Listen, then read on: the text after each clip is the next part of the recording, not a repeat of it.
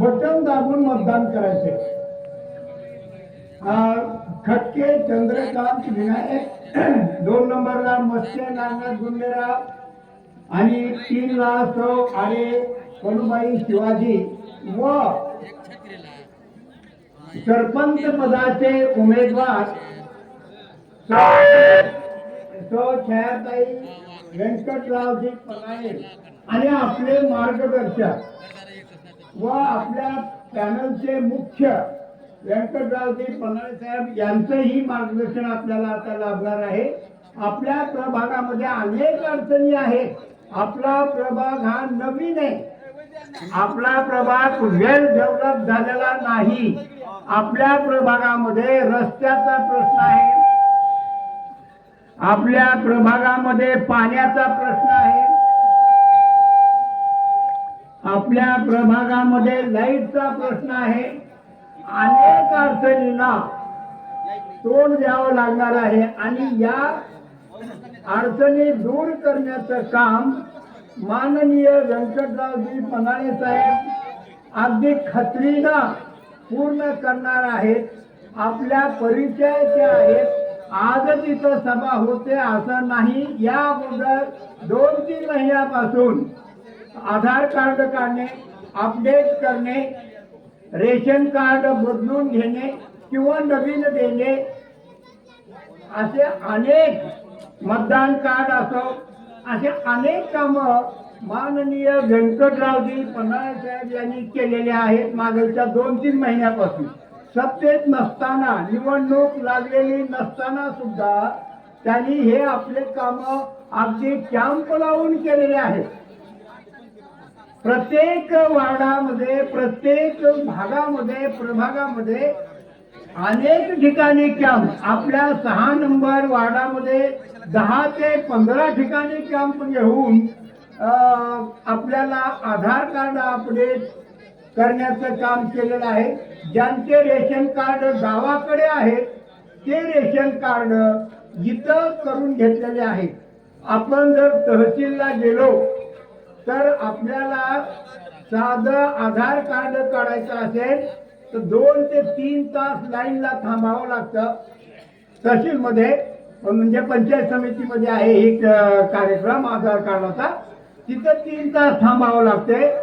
त्यानंतर ते फॉर्म घेतल्यावर काहीतरी चूक निघते, पुन्हा दुसऱ्या दिवशी जावं लागतं आणि एवढं करून कमीत कमी 1000-1200 रुपये खर्च करावे लागतात. हे सगळे आपले पैसे माननीय व्यंकटरावजी पनाळे साहेबांनी इनडायरेक्टली का होईना पण वाचवले आहेत. अप्रत्यक्षरित्या हे पैसे आपले वाचलेले आहेत. तर असे अनेक कॅम्प घेतलेले आहेत इथं. म्हणून आपणाला त्यांची खात्री आहे. मी हे सांगत होतो की त्यांची खात्री आहे. या त्यांनी कार्य करून दाखवले म्हणून खात्री आहे. ज्यांनी काहीच केलं नाही. आमचा वार्ड नवीन आहे, एवढा भला मोठा वार्ड आहे. पाण्याचा प्रश्न मागे होता बघा. रुळपट्टीच्या पलीकडल्या बाजूला विठ्ठल नगर, राजेनगर इथं पाण्याचा फार मोठा प्रश्न होता.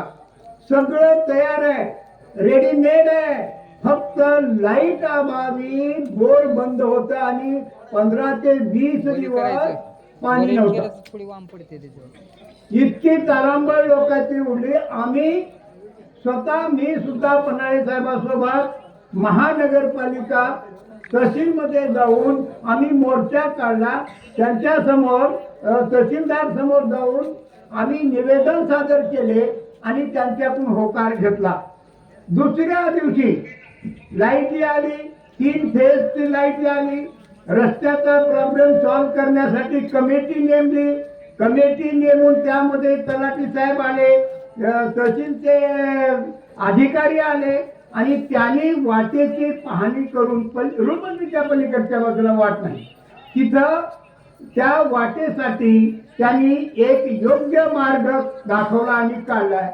आपल्याला कमीत कमी आता 10 ते 15 वर्षामध्ये वाढ झाली नाही, करता आली नाही. मागच्या सरपंचांना किंवा उमेदवारांना आता थोडासा वेळ लागणार आहे आणि ती वाट आपल्याला होणार आहे.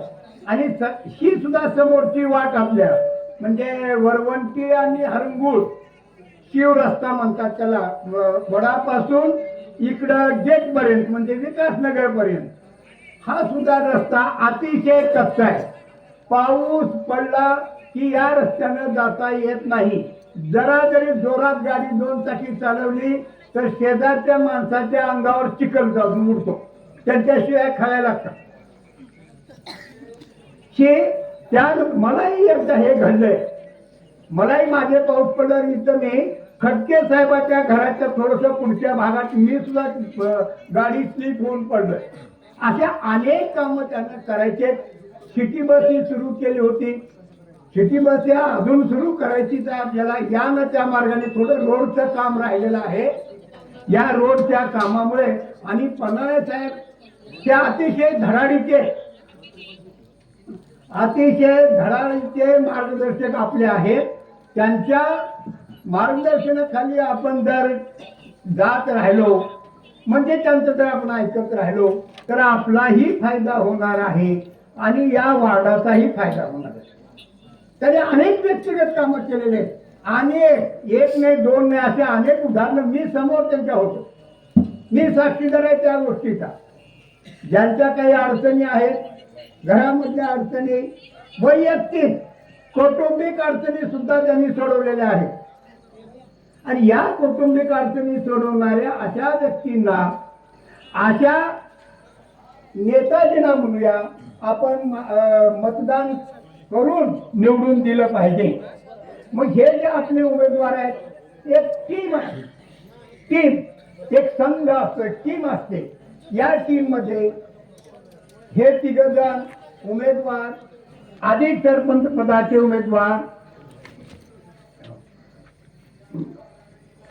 उमेदवार, यांना सर्वांना आपण त्यांच्या चिन्हांच्या समोरचे बटन आहे, चिन्ह पाहिलं की बटन दाबायचं. आपले चिन्ह परत एकदा मी रिपीट होऊन सांगेन, मी पुन्हा एकदा रिपीट करतो की सुरुवातीला खटके चंद्रकांत विनायक हे आपले उमेदवार अतिशय धडाडीचे आहेत. हे सुद्धा कार्यकर्ते चंचल आहेत, धडाडीचे आहेत, काम करणारे आहेत, लोकांचे प्रश्न सोडवणारे असे आपले खटके चंद्रकांत विनायक यांचं चिन्ह आहे शिलाई मशीन. शिलाई मशीन. या शिलाई मशीनच्या समोरचा बटन दाबून त्यांना आपल्याला मतदान करायचे. 2 नंबरला मस्के साहेब, आपण त्यांना आवडीनं दादा म्हणतो. मस्के साहेबांचा समोर साहेबांचा चिन्ह आहे बस चिन्ह दिसलं की आपण ते बटन दाबून त्यांना मतदान करायचंय. आणि आपल्या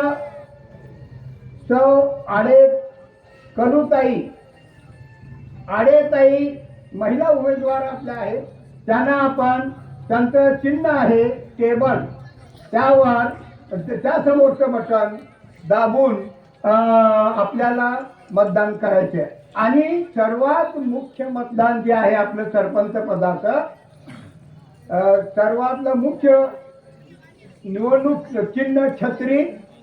आणि आपण छत्रीच्या समोरचं बटन दाबून छत्रीला मतदान करायचंय. छायाताई व्यंकटरावजी पन्हाळे यांना आपल्याला निवडून द्यायचे. आणि एकदा आपण म्हणतो की आम्हाला पाहायचंय, एकदा पन्हाळे साहेबांना सरपंच पदाच्या खुर्चीत बसलेलं पाहायचंय. तोपर्यंत थंड बसायचं नाही, हे निश्चित. ज्या वेळेस त्यांना खुर्चीत आपण बसू त्यावेळेसच हालचाल आपली बंद पडणार आहे. तोपर्यंत आम्ही गप्प बसणार नाही. आपणही सर्वांनी त्यांना अतिशय मोठ्या संख्येनं, अतिशय जास्त संख्येनं मतदान करायचंय आणि निवडून द्यायचंय. मी आपल्या सर्वांना विनंती करतो, आपल्याला ते धडाडीचे कार्यकर्ते मिळालेले आहेत. आपलं नशीब चांगलं म्हणायचं. कारण आपलाही स्वार्थ त्याच्यामध्ये आहे. आपणही आपल्या विकासासाठी त्यांना आपण कामाला लावणार आहे. कामाला त्यांच्याकडून आपण काम करून घेणार आहोत. आपलाही स्वार्थ आहे त्यामध्ये. रस्ते आहेत, लाईट आहे, पाणी आहे, वैयक्तिक अडचणी आहेत. म्हणून मी नेहमी म्हणत असतो, व्यंकट म्हणलं की संकट. तर व्यंकट साहेब केव्हाही फोन केला की तात्काळ धावून येतात. म्हणून ते संकट दूर होतं आपलं.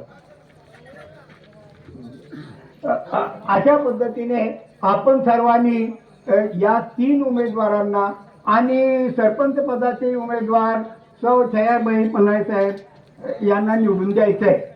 धन्यवाद. या ठिकाणी धन्यवाद सर. माननीय श्री व्यंकटरावजी पन्हाळे